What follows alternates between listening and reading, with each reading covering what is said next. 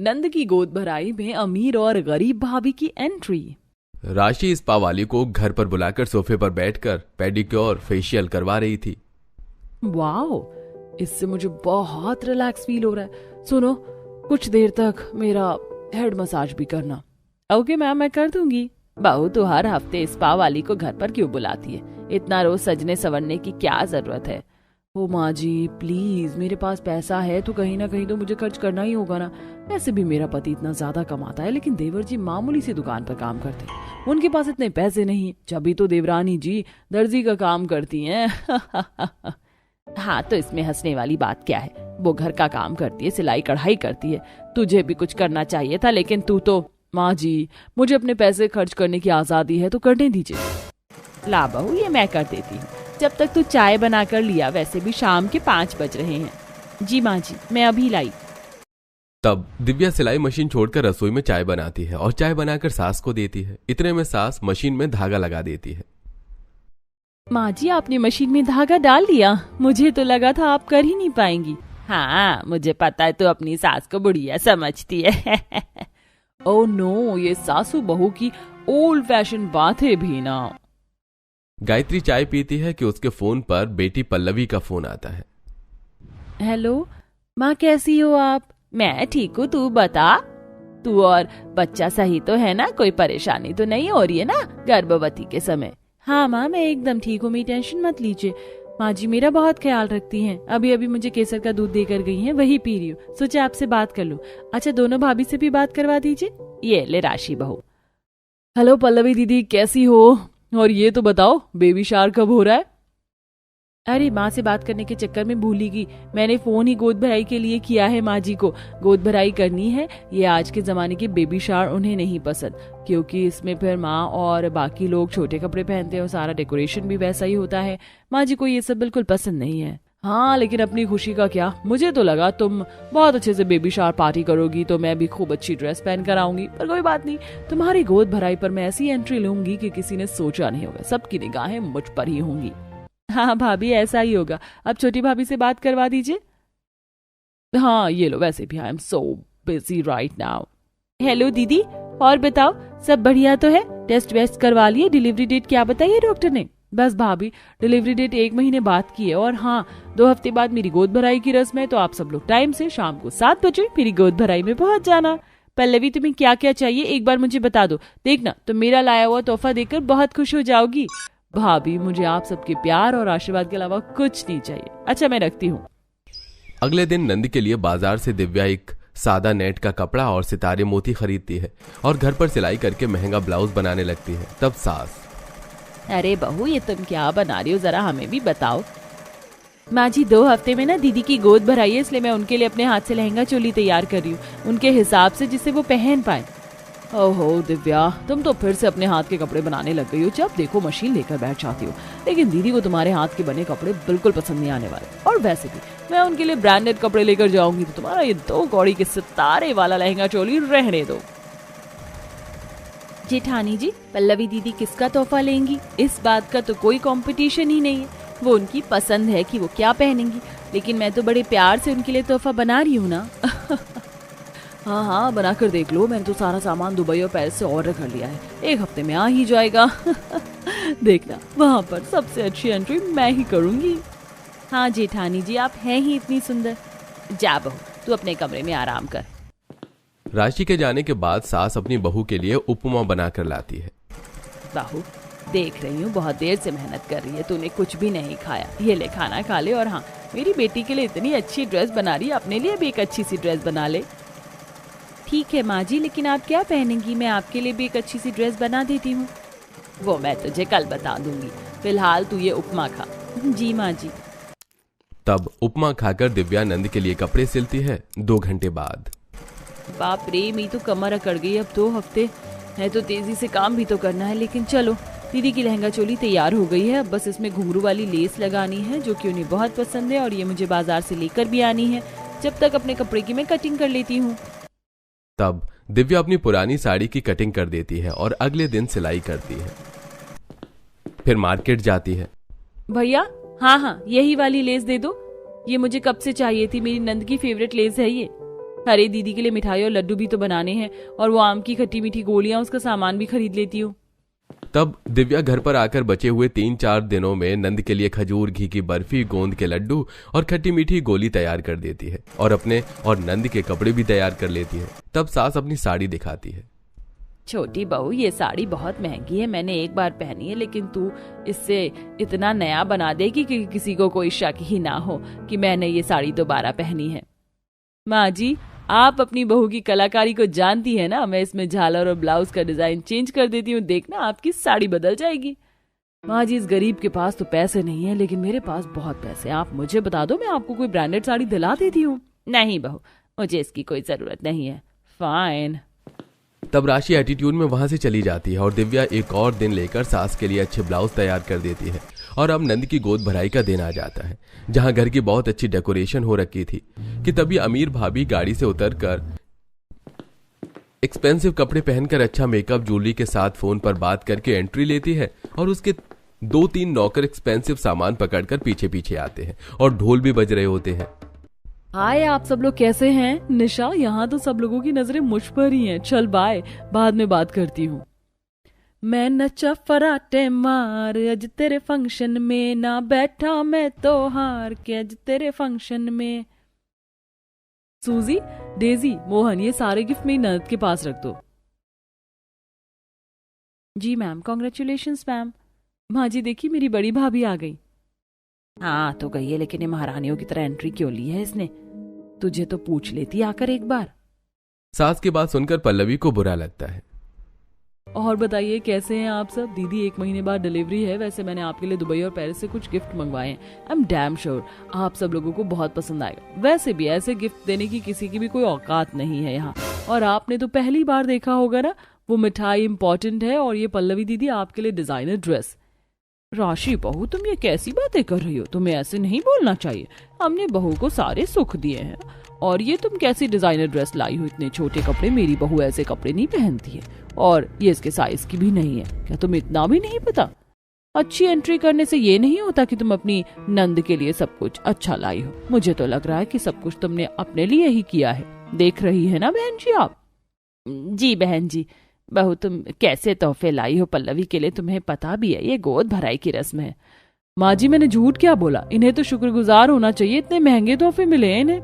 बस कीजिए भाभी आप। तभी रिक्शे से दिव्या उतरती है। उसके हाथ में थैला, गिफ्ट, गुब्बारे और मिठाई होती है, जिसे वो अपने हाथ की बनाई ड्रेस पहनकर लिए हुए सादगी से आती है। गोद भराई की दीदी बहुत बहुत शुभकामनाएं। आप और आपका बच्चा हमेशा हेल्दी रहें, आपको किसी की नजर ना लगे। ये लीजिए आपके फेवरेट रंग के बलून, और मैंने ये अपने हाथ से मिठाई बनाई है, और ये ड्रेस भी, और हाँ, ये इमली की चटपटी गोलियां भी हैं। वाह भाभी, ये सब कुछ आपने अपने हाथ से बनाया है खाने पीने का। थैंक यू भाभी, ये सब कुछ मेरा फेवरेट है। और आपका बनाया हुआ लाइट वेट लहंगा भी बहुत अच्छा है। 2 कौड़ी के धागे वाले कपड़े में तुम्हें क्या अच्छा लग रहा है पल्लवी दीदी? भाभी की 2 कौड़ी के धागे का कपड़ा नहीं है, बल्कि मेरी भाभी का लाया हुआ प्यार है ये, जो कि आपके कपड़ों में नहीं है, और आप नहीं समझोगी।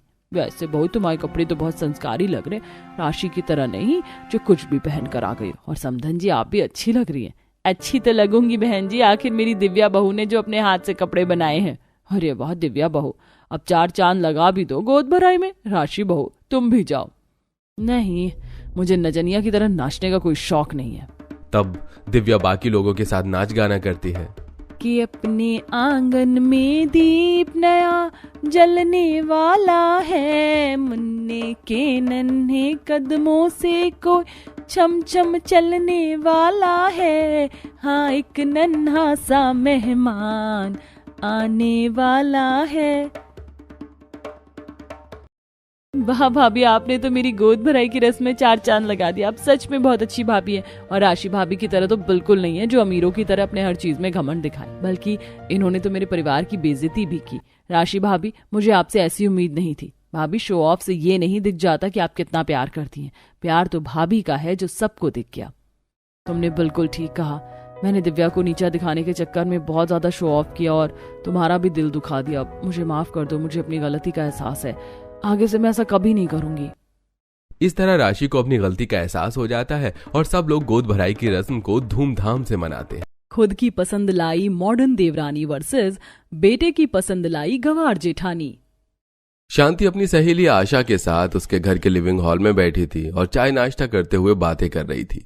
बातों ही बातों में शांति आशा से कहती है, आशा, हम दोनों के बच्चे बड़े हो गए हैं, क्यों ना अब हम दोनों दोस्त अपनी दोस्ती को रिश्तेदारी में बदले। शांति, तूने तो मेरे मुंह की बात छीन ली। मैं तो शुरू से यही चाहती थी कि मेरी दोनों बेटियां तेरे घर की बहू बने। दोनों ही दोस्त अपनी दोस्ती आगे बढ़ाने के लिए इस रिश्ते के लिए हाँ कर देती हैं। तो वहीं घर के बाहर अतुल विवेक के साथ ट्रक में कुछ सामान रखवा रहा होता है। तभी उसकी नजर पड़ोस वाले गरीब घर के बाहर नम आंखें लिए खड़ी मुस्कान पर पड़ती है, जो उसे देख रही थी। दरअसल उसके घर उसे देखने के लिए लड़के वाले आए थे और उसका पूरा परिवार लड़के वालों को घर के बाहर गाड़ी तक छोड़ने के लिए आया होता है और वो लोग नमस्ते करके उन्हें विदा कर रहे थे। भाई, दूर से खड़े खड़े क्या तू मुस्कान भाभी को देखते ही रहेगा? अपनी माँ को बता क्यों नहीं देता सब? कैसे बताऊं माँ को? माँ को अपने घर के लिए पढ़ी लिखी मॉडर्न लड़की चाहिए और मुस्कान 8वीं फेल है। वो हमारी जितनी अमीर भी नहीं, माँ उसे कभी नहीं अपनाएगी। इतना बोलकर एक बार फिर अतुल विवेक के साथ काम पर लग जाता है। कुछ ही देर में शांति हाथों में मिठाई का डिब्बा लेकर घर आती है और हॉल में बैठे अपने दोनों बेटों और पति को बिठाकर मिठाई खिलाती है और सब खाते हैं। अरे भाग्यवान, तुम तो अपनी दोस्त से आज मिलने के लिए गई थी, फिर ये किस खुशी में मिठाई खिला रही हो सबको? अरे, मैं अपने दोनों बेटों का रिश्ता अपनी दोस्त आशा की दोनों बेटियों से जो करके आई हूँ, मुंह मीठा करवाना तो बनता ही है। लो विवेक बेटा, तुम भी खाओ, तुम्हारे दोस्त का रिश्ता पक्का हो गया है। ये लो, फोटो देखो। माँ, ये तो बहुत अच्छी लग रही है, मैं तो इसी से शादी करूंगा। और तुझे कैसी लगी खुशी अतुल? शांति की बात सुनकर अतुल बिना फोटो देखे परेशान होकर वहां से चला जाता है। देखते ही देखते रात हो जाती है, पर पूरी रात अतुल सो नहीं पाता और अगले दिन हिम्मत करके सारा सच कमरे में बैठकर एसी की हवा में खा रही अपनी माँ को बताता है। माँ, मुझे आपकी दोस्त की बेटी से शादी नहीं करनी। मैं जानता हूँ वो बहुत ज्यादा पढ़ी लिखी और मॉडर्न है, पर मैं मुस्कान को पसंद करता हूँ और उसी से शादी करना चाहता हूँ। सुन रहे हैं आप? ये उस गंवार लड़की से शादी करना चाहता है। वो गरीब मेरे घर की बहू कभी नहीं बनेगी। माँ, मैं शादी करूंगा तो उसी से करूंगा बस। नाराज अतुल वहां से चला जाता है। इसी तरह 4 दिन बीत जाते हैं और ना अतुल शांति से बात करता है और ना खाना खाता है। तो वहीं विनोद किचन में खाना बना रही शांति को समझाता है। वहीं पीछे से अरुण भी आ जाता है। देखो, तुम्हारा छोटा बेटा तो मान गया है शादी के लिए, पर बड़े बेटे की खुशी भी देखनी है। तुम जिद पर क्यों बैठी हो? बच्चों की खुशी क्यों नहीं देखती? अगर तुमने जबरदस्ती अतुल की शादी खुशी से करवा भी दी तो तुम्हारा बेटा खुश नहीं रहेगा और ना ही तुम्हारी दोस्त की बेटी। फिर तुम क्या जवाब दोगी अपनी दोस्त को? इसलिए कहता हूँ, मान जाओ। हाँ माँ, मैं भी पापा की बात से सहमत हूँ और मैं कर तो रहा हूँ शादी। आपकी जुबान भी रह जाएगी इससे। अतुल घर में किसी से बात नहीं कर रहा था और ना ही खाना खा रहा था। विनोद अरुण भी शांति को काफी समझाते हैं, जिसके बाद शांति शाम में बालकनी में खड़ी होकर आशा से फोन पर बात करती है। आशा, मेरा छोटा बेटा अरुण तेरी बेटी से शादी करने के लिए तैयार है, लेकिन माफ करना आशा, मैं अपने बड़े बेटे की शादी तेरी बेटी से ही करवाना चाहती हूँ। पर पता नहीं उस गंवार पड़ोसन ने ऐसा क्या जादू कर दिया मेरे बेटे पर, जो मेरा बेटा उसी से शादी करना चाहता है। पर तू चिंता मत कर, तेरी बड़ी बेटी भी बनेगी तो मेरे ही घर की बहू बनेगी। अभी शादी होने दे, मैं उन दोनों का रिश्ता तोड़वा दूंगी और फिर अपने बड़े बेटे की शादी तेरी बड़ी बेटी से कराऊंगी। खुशी ही मेरी बड़ी बहू बनेगी, ये मेरा तुझसे वादा है। मेरी बेटी ने बहुत अरमान देखे हैं अतुल के साथ जिंदगी बिताने के। मुझे तुझ पर विश्वास है, तू अपना वादा जरूर पूरा करेगी। शांति रिश्ता तोड़ते हुए आशा से वादा करती है कि अपने बेटे की शादी उसकी बेटी से ही कराएगी और इस शर्त पर आशा मान जाती है। वहीं शांति और विनोद मुस्कान के घर रिश्ता लेकर जाते हैं और वो भी हाँ कर देते हैं। कुछ ही दिनों में शांति अपने दोनों बेटों की शादी करवा देती है। जहां शांति की छोटी बहू माया उसकी पसंद की होती है, तो वहीं बड़ी बहू मुस्कान उसके बेटे की पसंद की, जिस वजह से वो मुस्कान को पसंद नहीं करती। और दोनों बहू की पहली रसोई वाले दिन भी किचन में खड़ी होकर शांति दोनों से भेदभाव करती है। मेरी प्यारी बहू, तुझे कुछ करने की जरूरत नहीं है, तू मेरे साथ चल। और तू बड़ी बहू, बड़ा शौक है ना तुझे मेरे घर की बहू बनने का, तो अब बहू वाली जिम्मेदारी भी निभा। आज तेरी पहली रसोई है और खाने में पूरी सब्जी खीर के साथ चटनी, जूस, सैंडविच जैसी चीज भी बना कर देना। पर माँ जी, मुझे सैंडविच जूस बनाना नहीं आता और रसोई में तो सारे इलेक्ट्रॉनिक चीजें, मुझे ये सब चलानी नहीं आती। अगर कुछ करना नहीं आता तो मैं क्या करूं? ये सब कुछ तो शादी करने से पहले सोचना चाहिए था ना। इसलिए मुझे पढ़ी लिखी मॉडर्न बहू चाहिए थी, तुझ जैसी गवार नहीं। इतना बोलकर शांति माया को अपने साथ बाहर ले जाकर हॉल में बैठाती है और बेचारी मुस्कान रसोई में जैसे तैसे गैस ऑन करती है और पूरी सब्जी खीर बनाकर डाइनिंग टेबल पर ले जाती है। ये क्या, तूने सिर्फ खाने में पूरी सब्जी खीर पुलाव बनाया है? मैंने तुझे जो सैंडविच चटनी और जूस भी बनाने को कहा था वो कहाँ है? माँ जी आप भूल गई, मेरी गंवार जेठानी जी ने क्या कहा था, उन्हें रसोई में रखे इलेक्ट्रॉनिक चीज चलानी नहीं आती। अगर इसे कुछ करना नहीं आता तो हमारे घर में क्यों आई? हमारे घर में भी ना आती ना। माँ बस भी करो, मुस्कान के घर में इलेक्ट्रॉनिक चीज नहीं थी इसलिए उसे नहीं आता। इसका मतलब ये नहीं कि कुछ करना नहीं जानती। अरे धीरे धीरे वो सब सीख जाएगी। अरे पत्नी जी, पहले रसोई की है बहू ने, धीरे धीरे से सिखा देना। वैसे बहू खाना बहुत बढ़िया बना है, एक पूरी और देना। खाने की टेबल पर अतुल अपनी बीवी का साथ देता है। ये देख शांति को बहुत गुस्सा आता है। वहीं विनोद भी तारीफ करता है तो सास मुंह बनाकर चली जाती है और सब खाते हुए। इसी तरह कुछ दिन बीत जाते हैं और मुस्कान खाली समय में अपनी सास और देवरानी को खुश करने के लिए उनके लिए अपने हाथों से ड्रेस बनाती है और सिलाई मशीन की कुर्सी पर बैठे हुए कमरे में बैठे अतुल को दिखाती है। अतुल देखो, मैंने माँ जी के लिए सूट और देवरानी के लिए स्टाइलिश ब्लाउज बनाया है, उन्हें पसंद तो आएगा ना? अरे तुमने इतने प्यार से बनाया है तो क्यों नहीं पसंद आएगा इन्हें? और नहीं भी पसंद आएगा तो क्या हुआ, तुम कोशिश करती रहना। इतना बोल अतुल ऑफिस के लिए चला जाता है तो वहीं मुस्कान अपने हाथों की बनाई ड्रेस लेकर अपनी सास और देवरानी को देती है और शांति अपनी बहू के साथ मिलकर उसके दिए हुए कपड़े को जमीन पर फेंककर पैरों से रौंद देती है। तुझे क्या लगा तू खुद से सिलाई करके मुझे कुछ भी कपड़े बनाकर देगी और मैं खुशी खुशी पहन लूंगी और तुझे अपना लूंगी? कभी नहीं। जैसे आज तेरे बने कपड़े को मैंने रौंदा है ना, इसी तरह एक दिन तुझे भी रौंद डालूंगी। और हमें कुछ देने से पहले एक बार अपना स्टैंडर्ड और हमारे स्टैंडर्ड को देख लो। तुम कहाँ गंवार 8वीं फेल, तुमने सोच भी कैसे लिया कि माँ जी तुम्हारे हाथों का बना ड्रेस पहनेंगी? तुमने मेरी बहन की जगह ली। मैं तुम्हारी शक्ल देखना भी बर्दाश्त ना करूं, तुम्हारे कपड़े पहनना तो दूर की बात। बहू चिंता मत कर, आज भी खुशी को ही मैं अपनी बहू मानती हूँ और देखना वही इस घर में बहू बनकर भी आएगी। आखिर मैंने अपनी दोस्त से जो वादा किया है। तभी विनोद आता है। शांति ये क्या हरकत है, तुमने बहू के साथ सही नहीं किया। देखना एक दिन यही तुम्हारे काम आएगी और बहुत पछताओगी तुम। विनोद शांति को सुनाकर अपनी बहू को वहां से लेकर चला जाता है और उसे काफी समझाता है। इसी तरह कुछ दिन बीत जाते हैं और बेचारी मुस्कान नौकरों की तरह घर के सारे काम करती है और विनोद कभी कभी रसोई में जाकर इलेक्ट्रॉनिक चीज उसे चलाना सिखा देता है। अकेली मुस्कान बाजार से सब्जी लेकर आती शांति का ख्याल रखती है, उसकी टाइम पर दवाई देती है और अपने खाली समय में सिलाई करती है। ऐसे ही एक दिन टीवी देख रही शांति से उसके पास बैठी माया से कहती है, माँ जी काफी दिन हो गए बाहर गए हुए, चलिए ना बाहर से शॉपिंग करके आते हैं और आते हुए सब्जी भी ले लेंगे। नहीं बहू, बाहर बहुत गर्मी है, मेरा बिल्कुल मन नहीं है बाहर जाने का। और रही सब्जियों की बात तो वो गंवार भले ही है पर सब्जियों की पहचान बहुत अच्छे से, वो बहुत सोच समझ कर पैसे खर्च करती है और कम दामों पर अच्छा सामान लेकर आती है। ये काम उस गंवार को ही करने दे। वैसे भी मुझे खुश करने के लिए वो गंवार मेरी बहुत सेवा करती है। तभी मुस्कान वहां आती है शांति के लिए उसकी दवाई लेकर। माँ जी ये लीजिए, आपकी दवाई का समय हो गया है।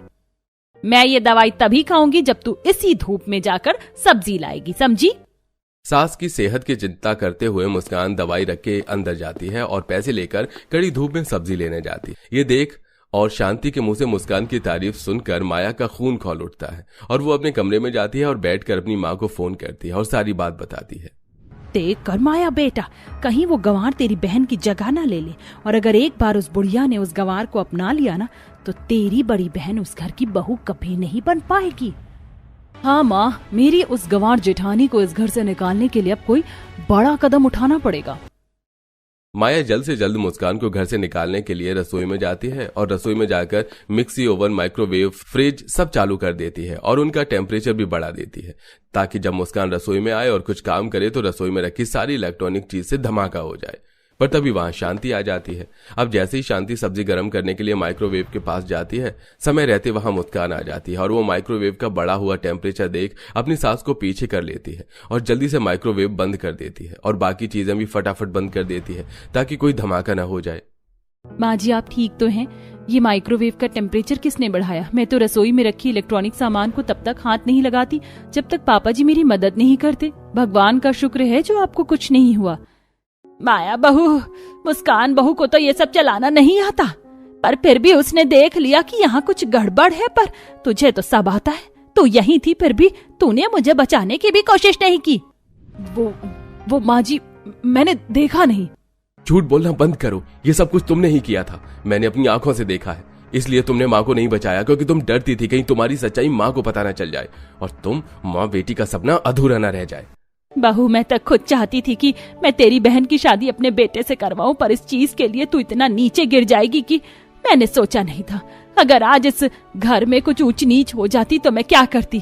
पहले तो मैंने सोचा था कि तुम दोनों बहन ही मेरे घर की बहू बनोगी, पर जब एक बहन ऐसी है तो पता नहीं दूसरी बहन कैसी होगी। अच्छा हुआ जो मेरे बेटे ने अपने पसंद की लड़की से शादी की। अगर तुम दोनों घर में आ जाती बहू बनकर तो तुम दोनों ही मुझसे मेरे बेटे को छीन लेती। अच्छा हुआ जो अतुल ने मुस्कान से शादी की। जब शांति की जान पर बनती है तो उसे अपने बेटे की पसंद पर नाज होता है और ये सब देखकर माया अंदर ही अंदर जलती रहती है, तो वहीं शांति मुस्कान को दिल से अपना लेती है।